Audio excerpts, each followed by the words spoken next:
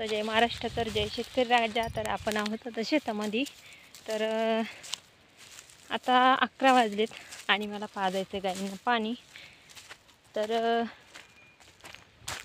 बघा आपण कुठं आहोत. तर आता आपल्या गोठ्यावर आहे आपण. आणि या शेतामध्ये पहिले कांडी गवत होतं, तर आता हे कांडी गवत काढायचं. त्याच्यामुळे त्याला पाणी देणं चालू नाही, कारण भरपूर दिवस झाले ते उन्ही लागली तर काही बेटं खराब होतात. त्याच्यामुळं आता ते तसंच पडलं आहे. आणि गाई बघा कशा वाट बघते.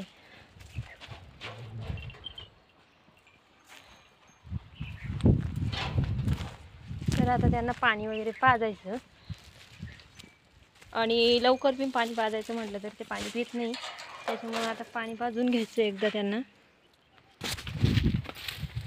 तर बघा लागल्यामुळे पळून राहिली. तर आता इथं चाललंय तिचं पाणी पिणं मस्तपैकी. आणि आता थोडं थोडं ऊन तापायला लागलंय. आणि इथं बघा आपलं एक जामाचं झाड, ते कट केलं होतं पण छोटी छोटी जामं लागले त्याला.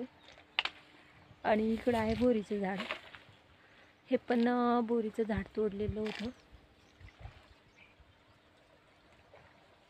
ते का रामफळ, सीताफळ, नारळ पूर्ण झाडं अशी लावलेली तिथं. ते बाई पोटभर पाणी पिणं असतं.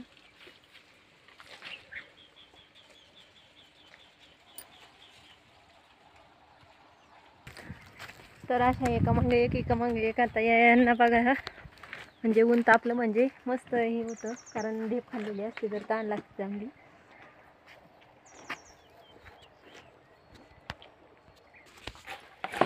तर याला मी बघा कशी ताण लागली. आता किती फास्टमध्ये पाणी देतो.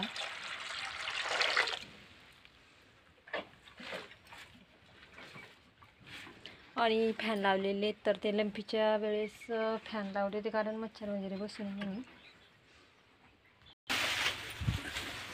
पाणी वगैरे पाजून झाले. आता त्यांना टाकून दिले तर वाढली, तोपर्यंत वाढत होती. तर आता पडलेले शेण एकदा काढून घ्यायचं.